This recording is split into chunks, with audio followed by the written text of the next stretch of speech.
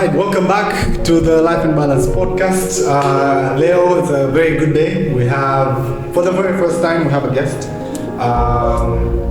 Naitwa Desiree, niko na Dr. Peter kama kawaida, but we have a guest today who we're going to talk about a topic, or rather an experience, seeking mental health care as far as psychology, psychiatry is concerned, na hivyo vitu vyote. So today tuko na Dr. Halma. Hello everybody. Karibu. Asante.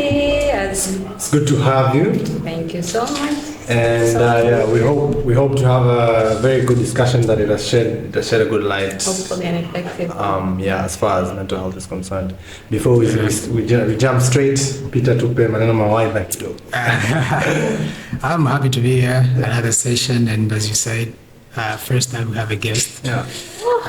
Excited to see how this goes. How are you feeling being the first guest you've had? Like the queen that I am. Cool. Yeah, we want to keep that queendom. Kama hivyo. Sio kingdom, but a queendom. Alright, yeah. So, tutakuwa tuna dive deep kwenye therapy. So we all know kwamba we have conditions sasa hivi. We have anxiety, we have depression, vitu kama wanasema ni sonona. So we have all these mental health conditions, lakini pia zimekuwa a bit of a taboo, especially in our setting. And I think coming from a medical background, we've seen the usefulness ambayo inayo kwa watu, kwa sababu we know different factors ambazo zinaweza zikapelekea kupata hizo conditions. Zinaweza kuwa genetic predisposition, inaweza kuwa induced by either drugs or anything. So we just thought for today tusiingie deep kwenye either causes or anything, lakini tuangalie to just the whole journey. Like, what is it like to seek mental health care? Like, what is it like to start sessions with a psychologist? What is it like to get into a session a psychiatrist? So just to kick us off, please allow me to call you Kalpa. Dr. Kalpa.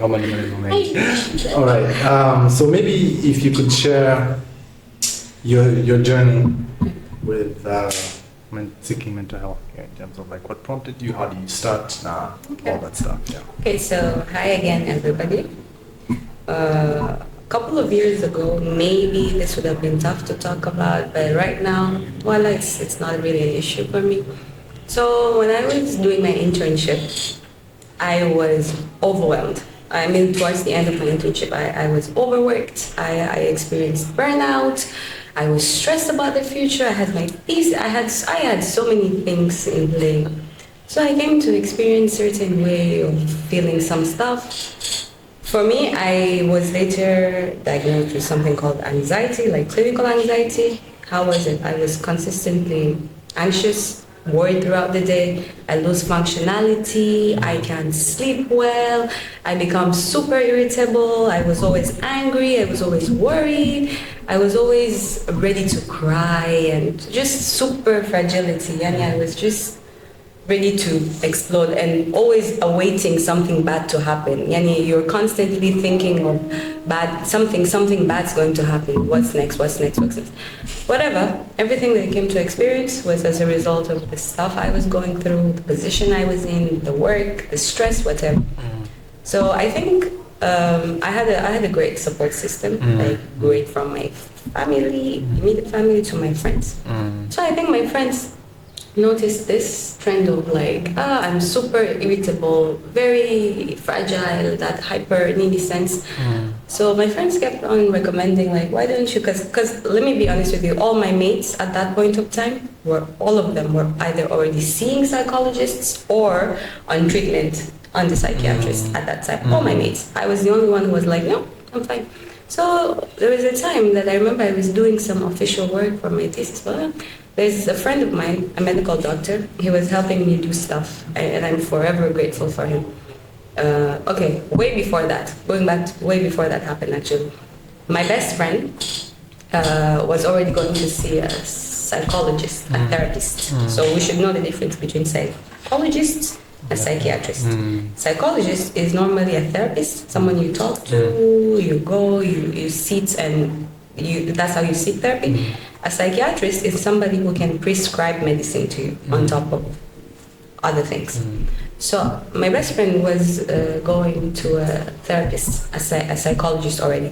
So she was like, she's so great, I'm comfortable, do you want to give it a try? She booked me an appointment.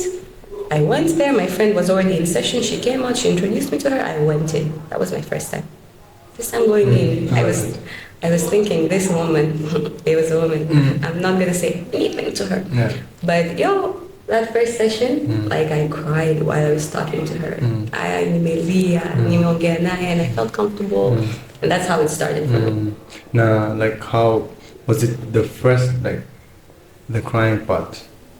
Was it because you had conversations about you had never Yes, had with I other think people, your friends? I think I've had that conversations with other people, but she knew exactly where to dig deeper or which threads to pull further to like make that vulnerability come out.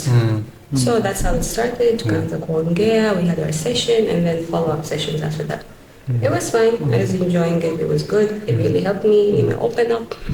That anxiety, that stress ilikuwa inapungua. But ilikuwa imefika sehemu kwamba I still think like it's not the end. It's not done for me. Like, I'm still not perfect. So that happened. That was when I was with my friend, a guy friend of mine, a doctor. Nakumbuka, I was taking water or something like that about to drink. I took this pill and he gave it to me. He's a GP. He's fully capable. Give me a pill. It was a medication. And he was like, you're starting that, and going forth, you have to keep up with this and keep up with the treatment. Go to a psychiatrist and have to come. So that's how I started actually from therapy to medical treatment. That is like a drug medication. I started that and it's changed my life. So before you went to getting to use medication, like I think you just had to interfere with the sessions that you were seeing with the therapist. Oh no, I had stopped it. You had stopped. I stopped it because I felt like it got to the point that it needed to get for me, and I didn't feel any like necessity to continue with it. See, maybe it was the same condition. Yeah, maybe you didn't feel like you're maybe improving more, maybe? Maybe. I felt like I've improved enough. I don't need it more. Things like that. But I actually needed more help. So after that, and I know he has a question, but after that, the few sessions that you did with the psychologist, how were you in terms of the symptoms that you had before? Like I was like the irritability was less. The vulnerability was so emotional and ready to react, right? That worry of constantly thinking about something that's gonna happen, things are going bad, it reduced. I was more open because there was a time, you change socially. Sometimes you start secluding from your friends, you don't want to interact. So I had started again, like I was more involved with my friends, kutoka now. So I was better, but it wasn't the end. It wasn't the best, the maximum potential you could potentially get. Okay, that's good. Thank you for sharing that with us. I think my follow-up question will be: you mentioned that you're a little bit reluctant at first to start the session, and considering that you are the doctor yourself, you're a doctor, and you have friends who are doctors.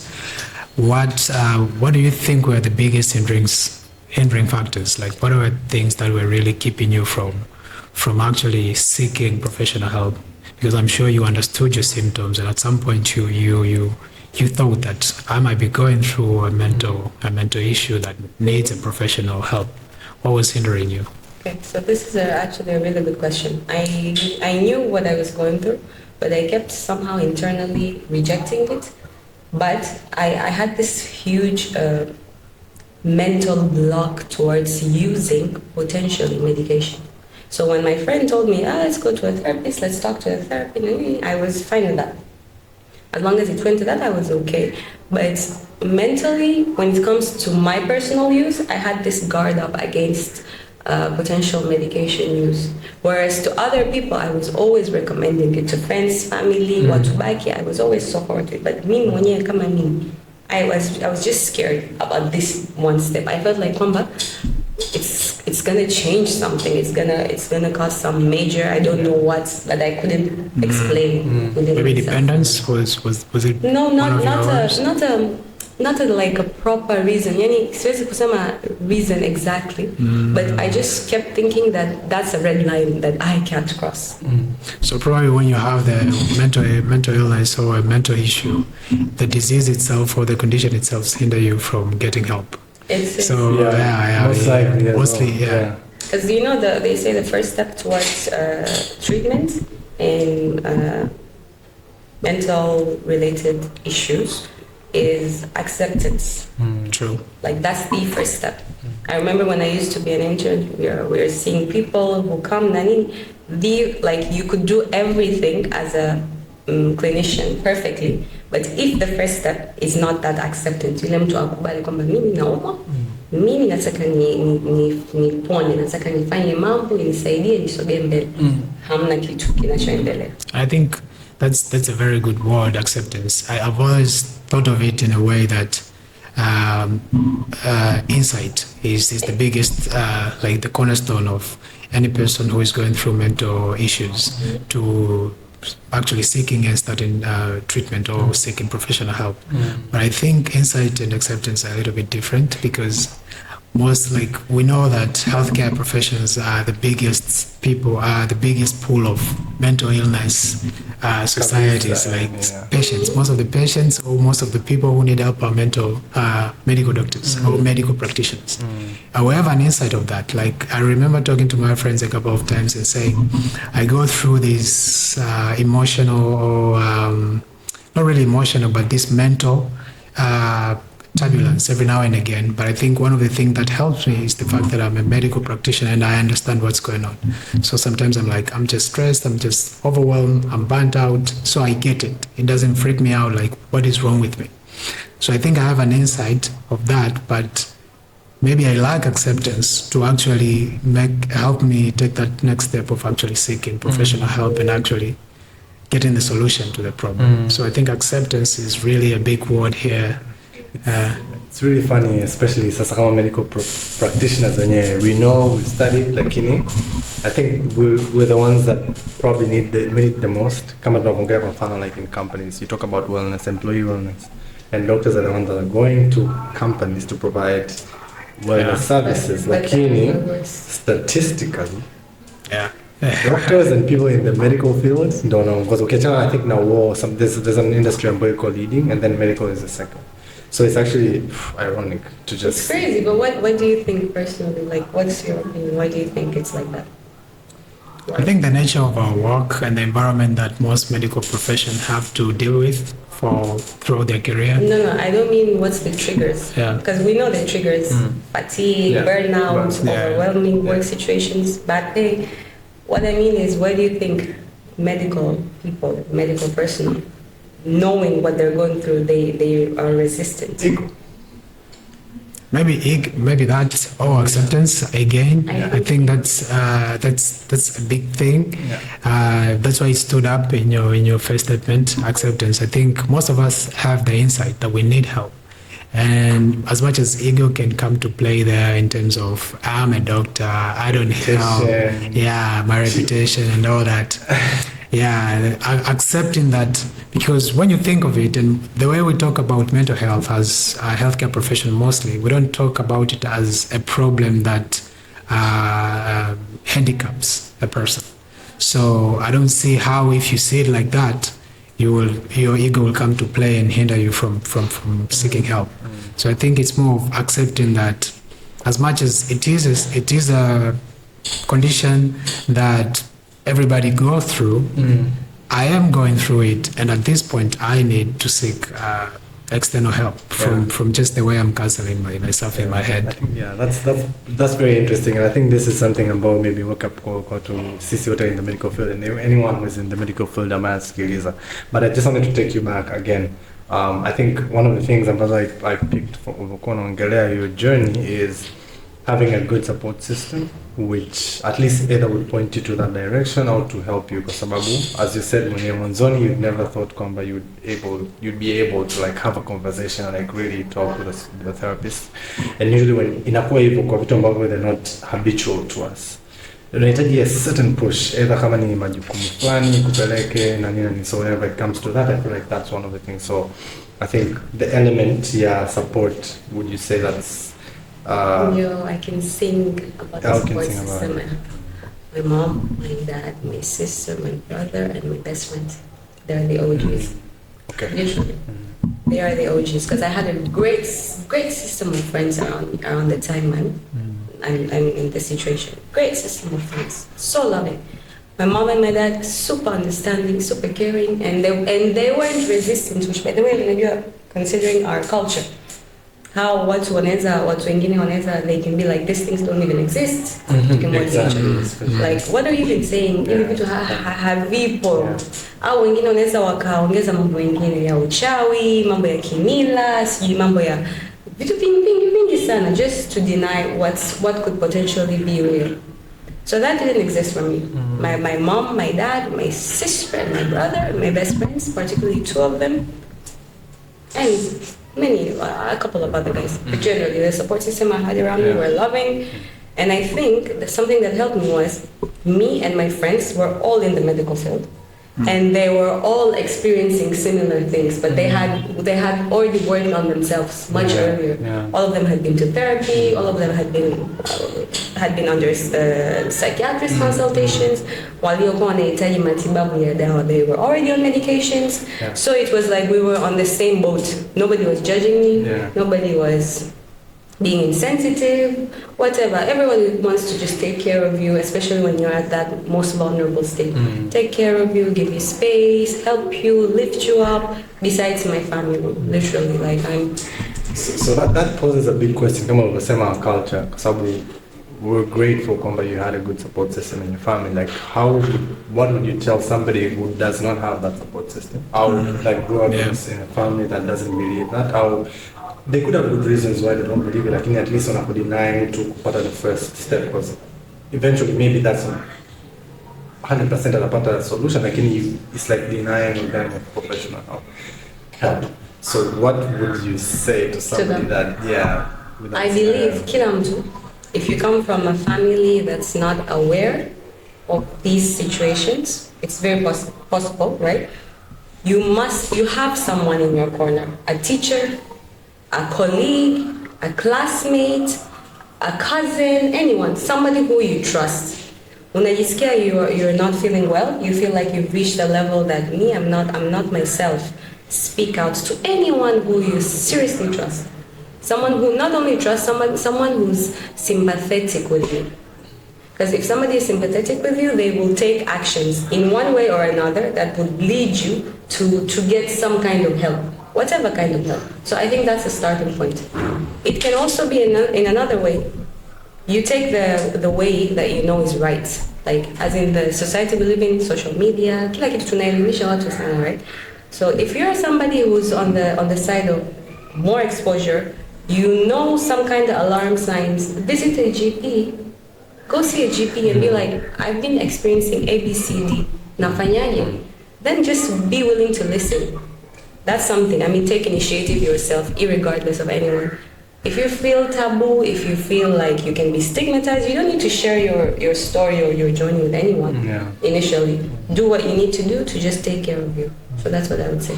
Okay, now particularly talk to men, especially in this society. You talked about people that you trust, people that you're comfortable with. Tunajua kabisa health-seeking behavior, men are poor, and at that, like than women. Yani watasubiria the least, like the latest of the latest times kuna seek healthcare. Usually men peer amongst ourselves, and it's like bro stuff, like talk about football, talk about stuff. Yani kuna vitu ambao we'll just put in there, we'll just talk about things, like you never really have like conversations that would, lead that path. Unawaambia nini wanaume? Especially wanaume in Tanzania, right? Especially Dar men. Wengine wanaume wengine wao siwaje, lakini Dar men. What I'm true. You need help, my brother. It's surprising that most of our support system and the people you recognize are men. I heard you saying about your friends, male friends. I'm so grateful. I can't lie. Yeah. Two of my best friends at that time. Actually, no. Like, let's say I had a group of friends. So two of them, my besties, were girls, but the others, the rest of them were all men. Mm-hmm. Grateful for them. Mm-hmm. Men in Dar have other coping mechanisms. Okay. Drinking, sex, partying, I don't know, drugs at times, whatever, other than to accept kwamba I need help, and that comes from the toxic masculinity culture that we have. Mimi ni mwanaume. Mwanaume anaweza kunini? Mwanaume ni binadamu kama kila mtu mwingine. Yeah, you don't need to take care of everyone and everything and carry all the burden on your own. It's totally fine to get help from anyone. So even men experience these things, and it's no shame to go and say, Mimi, I need to cry. Mimi, I'm feeling this. Mimi, I can't sleep. Mimi, I'm worried. Mimi, I've been losing weight. Whatever. Just speak up. If you speak up to someone, I'm sure everyone has at least one person they trust. Speak up to someone and be like, this is the situation I am in. Nobody's gonna judge your masculinity. Nobody's gonna say you're less of a man. Nobody's gonna say you're not a man. Rather, we will appreciate you, because once you seek help, you become a better version of you. You become a better father, a better partner, a better brother, a better son. Unakuwa mtu bora zaidi kwenye jamii. So I think it's all about the concept of self-care. As you said, maybe men don't have to take care of everyone. Maybe we do, because that's the world we live in, and it's okay to do that. But I think it's also very important to remember taking care of yourself. Self-care is a concept that really needs to be introduced and cemented in men, for them to understand that, for actually, as you said, for them to take good care of the rest of their responsibilities. They need to start with themselves. And I think to also cement your question, Desire, I think we also have to bring this conversation and this topic to our education system, especially from the very young age, from the primary education going up, because that's where, as much as there are traditions and norms that we grow into, and we see from our families and different areas that we grow around, we get most of our character from school, because that's where we spend most of our time. So I think there's a big need to introduce a mental health topic. Well, the whole health topic in education is not well covered, I think, but to stick to this context, I think mental health really need to be discussed in school, especially from primary going up, for people to actually understand that what is this, and how do you recognize that you're going through it, and how do you seek help, and how can you go through it and not be considered crazy or a person who has lost it. Or lazy. Exactly. I've seen that to someone I know. This person, me, I'm trained, so I could see there is something wrong.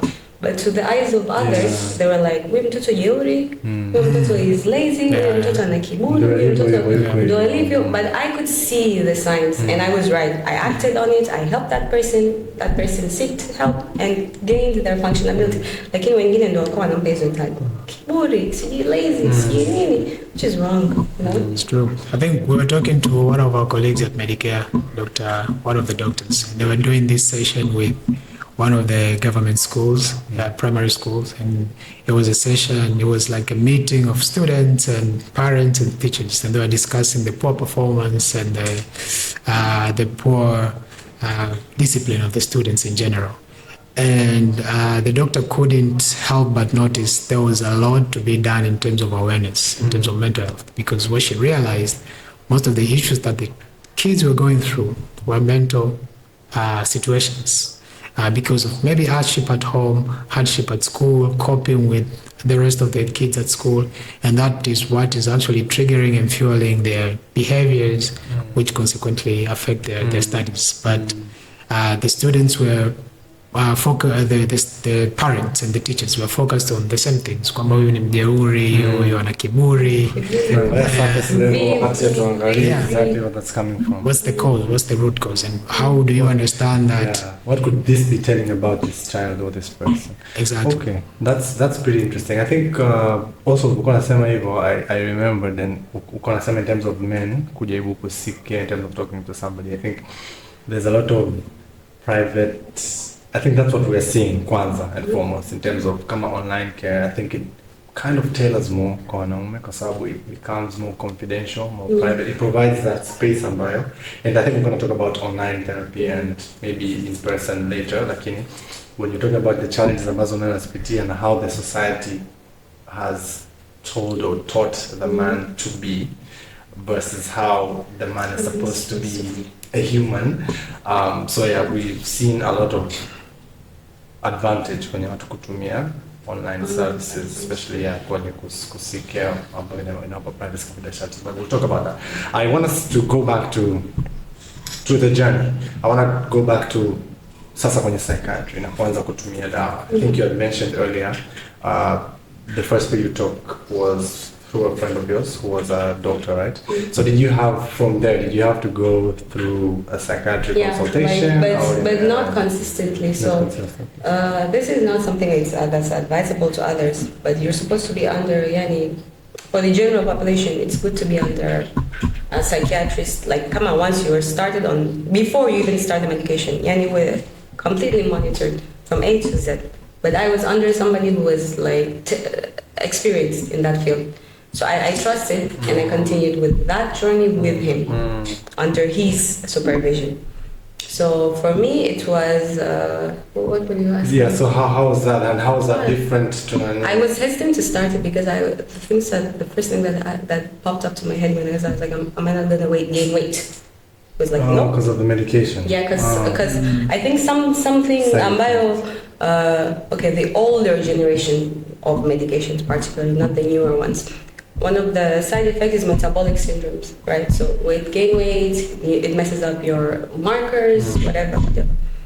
So I was like, it's not gonna, he was like, no. Na mimi ni mtu ambaye sisikilizi maneno tu ya mtu. I have to do my own research on it. I did. It was a newer generation medication, very clean, very minimal side effects, and honestly, it was good. It was good, and I once I had ile amani ya moyo, I was like, I continued, and the way I felt on it, it was good. So I used it for some time, for a pretty good period of time. Something else people should know is it's not 1 day or 2 days. Yeah. Even for some people, up to years. Not in my case, but like that. Yeah. So yeah, I was good on it. I didn't have any issues, side effects, whatever. And I feel like maybe you had to get a taste of how you'd feel after starting medication, because you mentioned like your friend who was a doctor like gave you a pill, you were drinking water, and he was like, take this pill and then you're gonna be on it. So maybe he felt like there was a need for you to be induced by getting the effect of the medication and see how it can change your life and that can help you stick to the medication. Do you think that helped you to stick to the therapy when like you had to take the first pill without having the umbrella or the notion that I'm going to be on this medication or I've been prescribed 30 tablets for 30 days? It did. More like mtu unataka kununua kitu na pewa for free try it.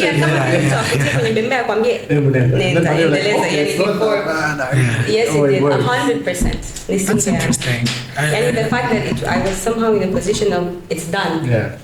That helped. Ile kwamba ningeanza kuwaza kufikiria, I probably would have been more hesitant. But that was like a go on, and it was good, definitely. Okay, so what are some of the side effects ambazo? Okay, so in my case, because I had anxiety.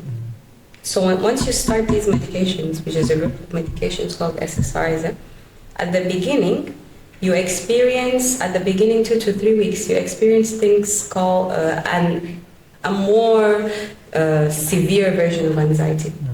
So normally they pair it with benzodiazepam at the beginning to cancel those effects. Kama wiki mbili tatu za mwanzo unaweza ukasikia more anxious, more stressed, more worried, more vulnerable.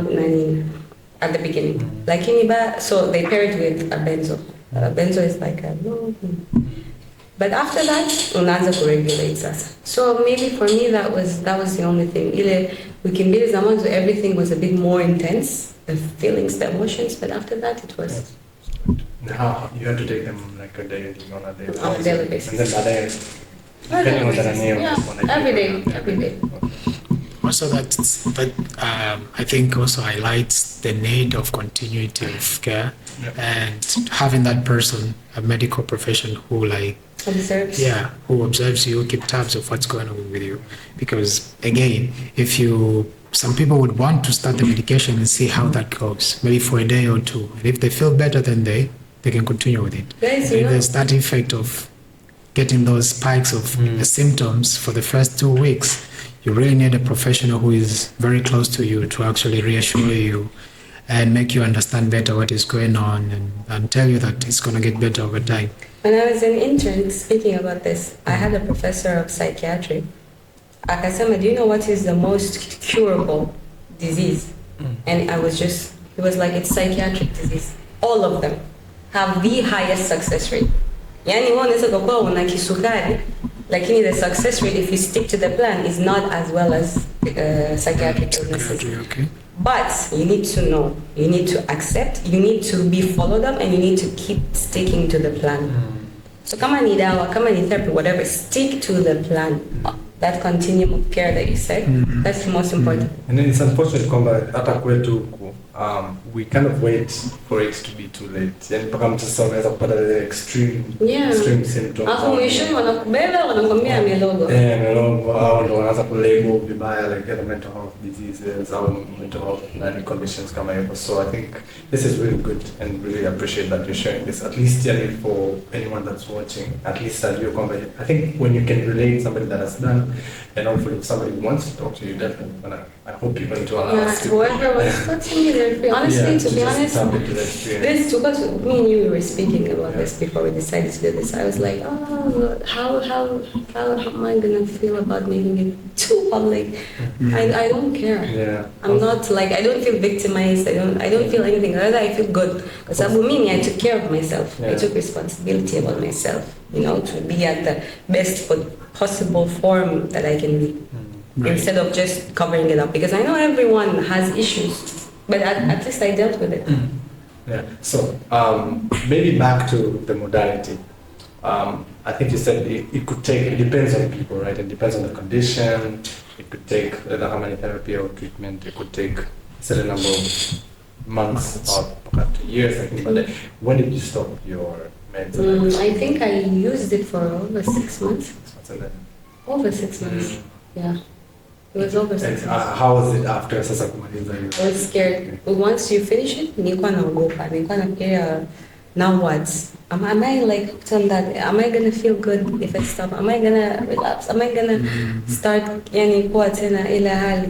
But then nothing happened. Yeah. Are they addicted? No. Never.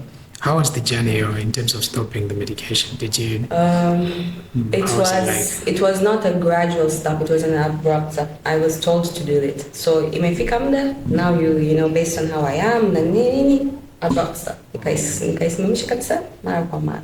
Were there any withdrawal symptoms? No, none whatsoever. Like, as in, like, let's say maybe because these things could affect your sleep schedule. No, my sleep schedule was set. Sijabadilishwa, yani.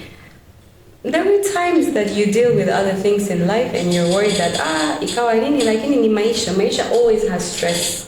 It becomes a problem when it affects your functionality. So as long as it wasn't, I was okay. Nothing happened. Yeah, and then it's good to note also kwamba mtu mwingine akafanya and then ikapata side effects zinaweza zikawepo, but it does depend and it depends on like definitely and the dosing and the type of medicine. Is it a newer generation? Yeah.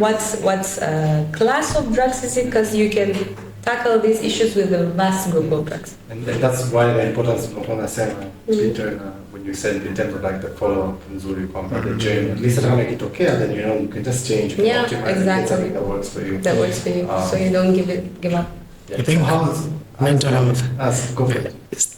Thanks. I think mental health is one of the health conditions that really require a holistic approach. Yeah. Yeah, because a lot of things have to be made clear to someone who is going through the management, and also to the practitioner who's providing management, so that everything is covered, everything is well understood, and everything is in tabs, it's kept in tabs, so that we, for the better outcome of both the patient and I think even of the practitioner, because most of the time we learn through our practices. You help someone and that's when you know, okay, this works like this. We learn in school from the books and we learn every day from updating our knowledge from the new research. Yeah. You talked about the medications that are always coming out, which are better from the old ones. So there's always room to take a holistic approach in managing this situation to actually help the practitioner understand better about what works for who, and actually being able to customize the managements. And on that I wanted to ask, like, what do you think, where do you see room of telemedicine and online support with respect to therapy and all mental health management situation? Like, I think post-COVID, telemedicine revolutionized everything. So in terms of something related to mental health and mental wellness, I think it's a big plus bonus, especially in terms of the advantages it potentially have. How? Kuna mtu anaona aibu kutembea aonekane anafika sehemu ambayo inahusiana na hii. Anaona aibu ku have that physical face to face na kujieleza fulani. Kuna mtu anakaa mbali na with maybe the place that provides service. So kuna mtu hana huo muda, hectic 9 to 5 or even later than that. So kuna mtu anataka ku save costs, going back and forth, and the convenience of being at your home, your safe space, umekaa sehemu yako ambayo unajua niko mwenyewe, niko na amani, I feel good. So that's a complete bonus. I think it changes everything, not only in mental health, but in this case, in that. But there could be disadvantage kwa sababu sometimes ile human to human contact is minimal nyuma ya screen. Ile kama ukihisi kabisa the empathy, the sympathy, that could be nini, but it could always be something of a hybrid between the two. Yeah, I think a hybrid model will work best with that to actually ensure continuity of care in terms of online care and online support, and to get those physical consultations that can help you feel that human connection, actually track your progress more physical. Did you had any experience with online support? So because it was just post-COVID that era, the option of an online therapist, as a therapist, was there. But me mwenyewe I preferred, prefer more in like physical, in person. Yeah. So it was an in-person thing for me. Okay, cool. So as we try and wrap up this one, for the treatment, I know combat there's difference. Kuna psychology, kuna therapy, and then the psychiatry, and you get your medication. How is different, and how would somebody know? And there are people kwanza, if I wonder kwamba labda ana any symptoms of depression or common anxiety, how are they different? And then I will ask you later whether both of them work together in the treatment, and with some conditions kwamba you could be doing your meds and psychiatry and also be doing your psychology together. So to answer kwanza, like how are they different, and where does somebody start? Okay. How do they know? Thank you for that. There's like, I think before the difference between a psychologist and a psychiatrist is people need to know what is the condition. Yeah. Like people need to know the signs and symptoms. Kabla ya kujua psychologist or psychiatrist, people need to know what are the illnesses that would take you somewhere. So ukijua what I'm dealing with, then I know where to go. And do you agree? Yeah. Like people should know. Yeah. So I think kwanza tuongele the most common issues that are being faced in terms of mental health. One is anxiety as a disorder, and clinical anxiety. Tunapojua kuna MDD, that is major depressive disorder, au hiyo in common terms depression. Kuna vitu vingine kama bipolar na schizophrenia na nini, right? So I think people should know a little bit of what involves each one. So for the anxiety, I've already spoken about my case. Then there is MDD. And you are like, you know how MDD is. MDD is depression. Ni mtu ambaye zamani alikuwa amebadilika. Yani based on how they were, they've changed. They've lost interest in things, and they're sad most of the times. I don't know. They have feelings of suicidal ideations.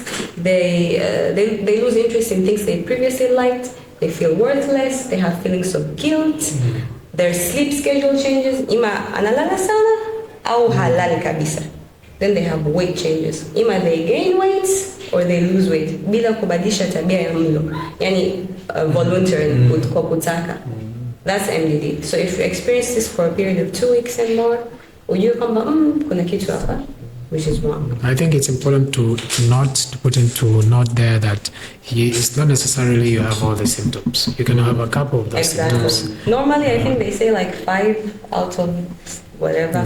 Yeah, there's a way to diagnose it, but maybe I think for the public help, for the public benefit, is for them to know the symptoms in general and to know when you have 2 or 3 of those, to be good to like seek professional help. Yeah. No, I got a text from that there is a 911 like ya kuita lakini nimesahau sijui miangapi leo wamenitumia message. There's probably one, but I'm not aware. I think there is one.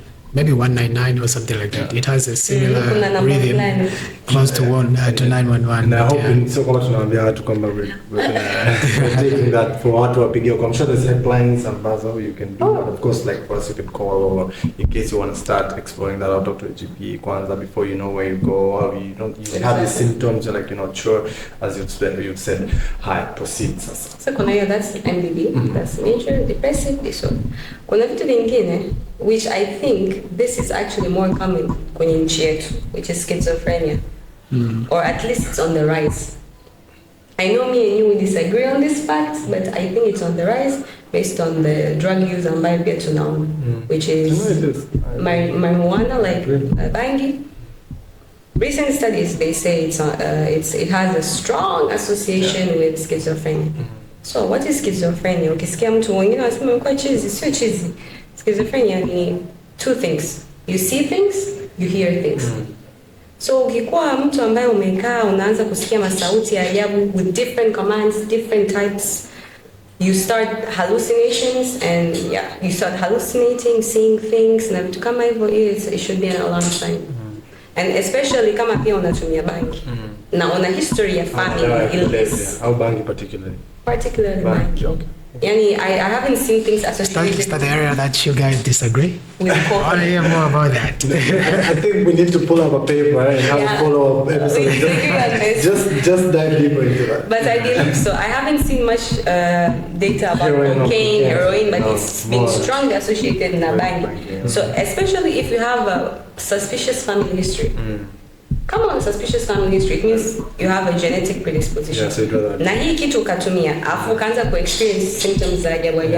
These are alarm signs, my friend. Go talk to someone, go to a GP, go to a clinic. Kuna watu wengi wa Samaria mwema. That's one. Then the other one is bipolar. Mimi sijui kama hapa hii. Yani, I don't know, I haven't seen much of it. But bipolar is a mixture of elation and depression. You have episodes of having high symptoms. Yeah, you have, for example, I don't really remember, but some of the things about high symptoms is like you're super energetic, high craving for sex or sexual, especially dangerous sexual cravings zinaongezeka. You have a craving for spending.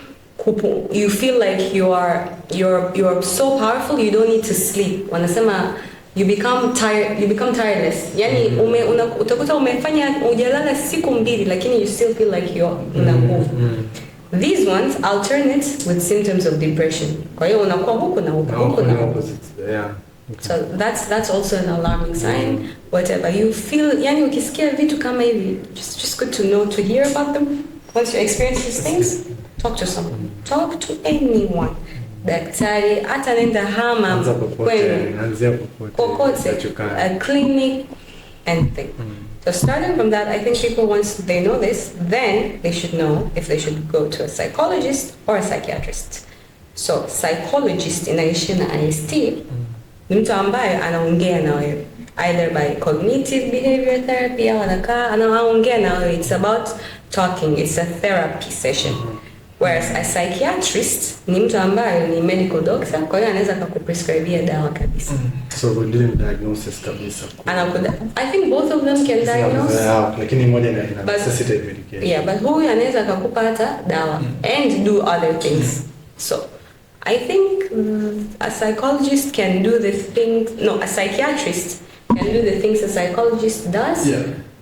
But there are some things nasikia psychologists they do better, like hizi mambo ya CBT na vitu kama hivyo. There are a lot of techniques ambazo wanazo ambayo uko high. Yeah, so I think maybe the difference is kwenye prescribe na treat with medication. So I think both of them. And how deeper they can go with the.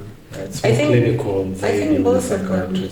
You could start with either of them. True. And then based on the recommendations, because kama psychologist akihisi unahitaji msaada zaidi atakwambia nenda huko. Kama huyu akisikia unahitaji msaada zaidi atakwambia nenda huko. So but you just need to trust them.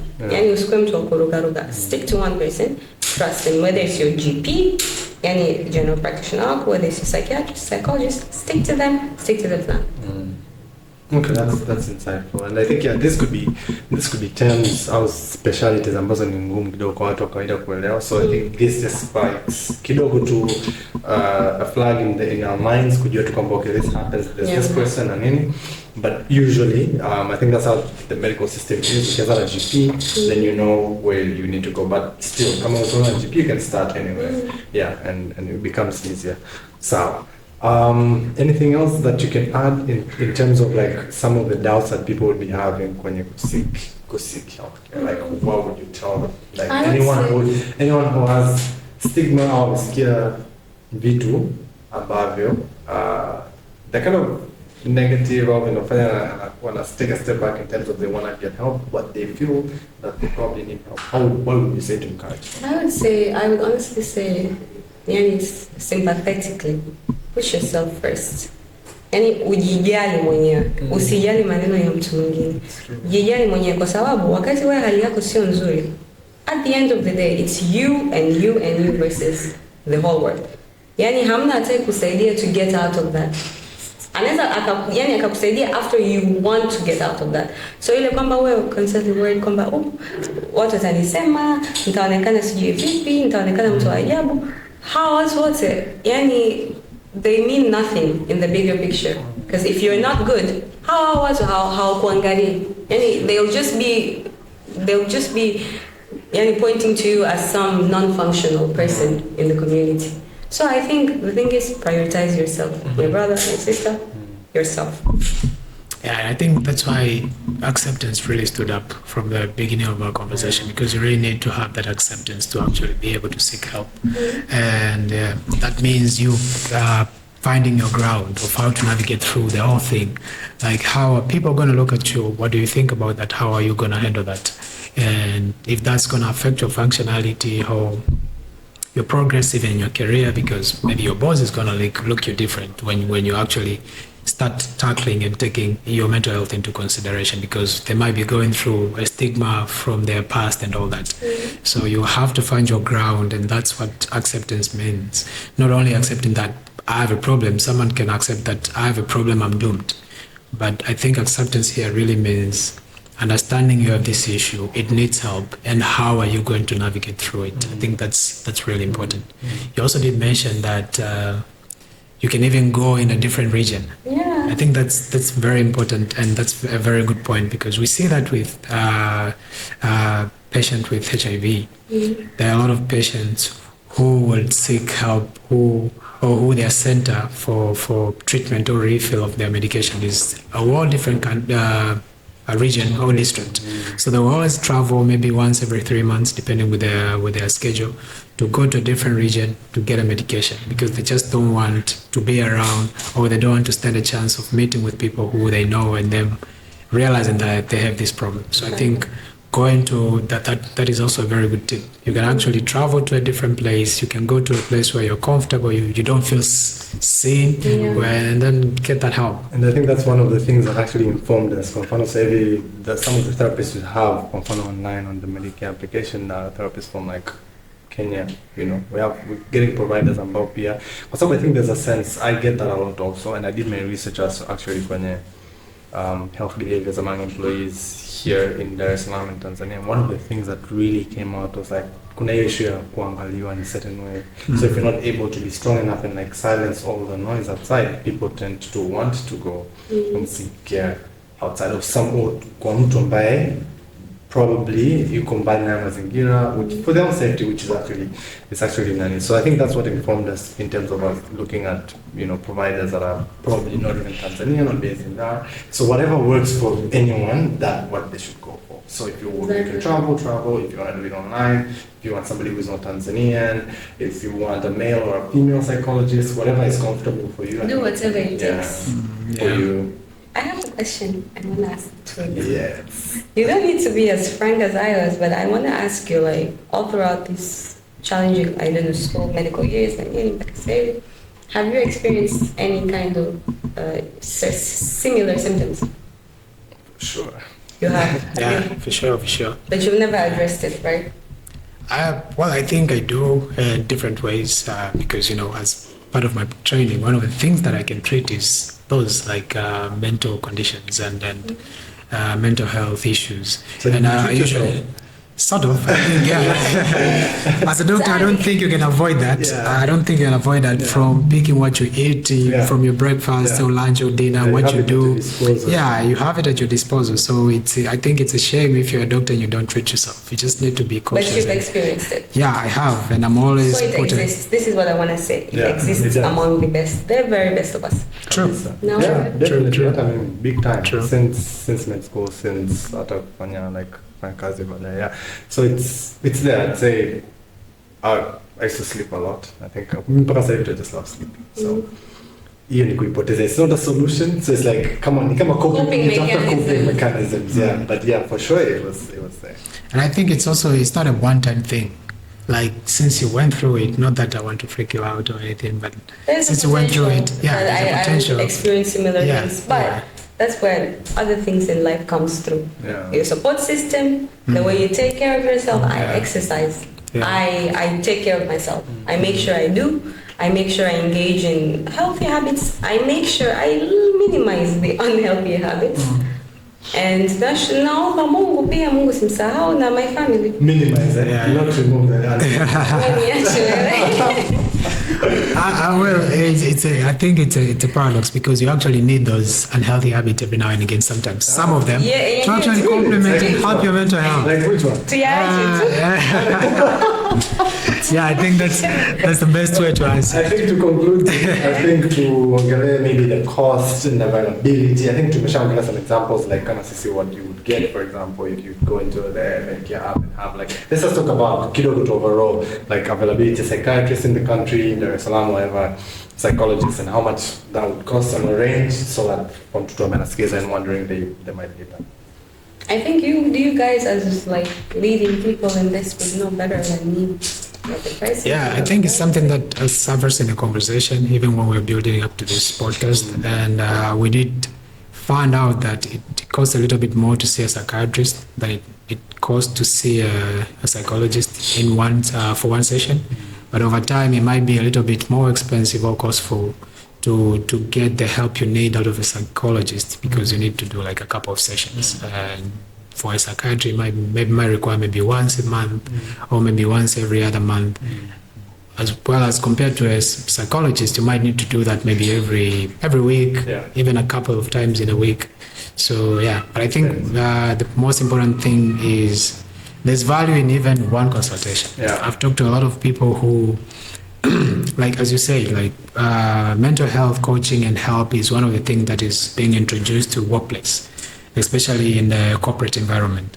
And I've talked to a lot of people who work in those environments who were exposed to a psychologist session once, and they say it changed their life.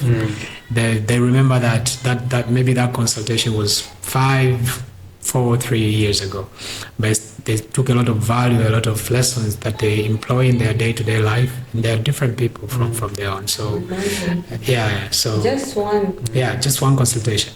As it will be for you, maybe you had one journey, one experience, and that is going to help you. But that itself could be that one inakuwa kama trigger ya kumpush further to aendelee, that too.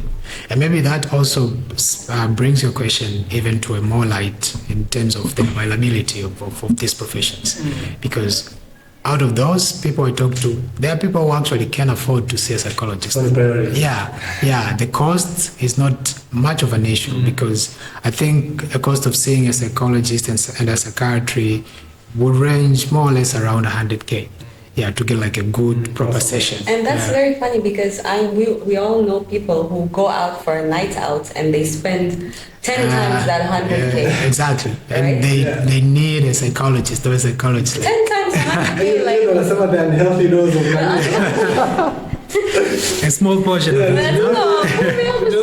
Every now and again. The price. Yeah, whereas you could give a small portion and unajibadilisha, unajithamini. Yeah, but my point there was that I think there's an issue with the availability of those professions, and to get a good one, those professionals, people might have the ability to afford those services and sometimes even the willingness to seek that kind of medical help.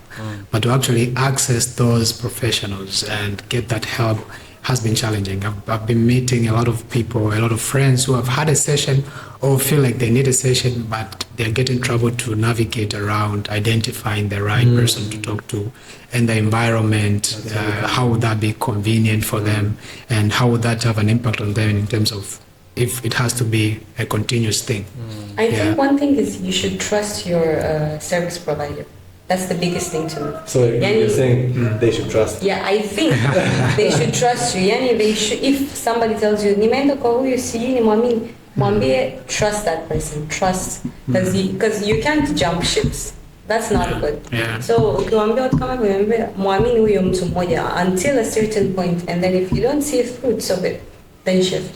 True, that's true. And maybe to put a word out there to practitioners, since you're telling people to trust us, I think it's also very important for medical practitioners to again, employ the holistic approach to their patient, because we overlook a lot of mental illness symptoms.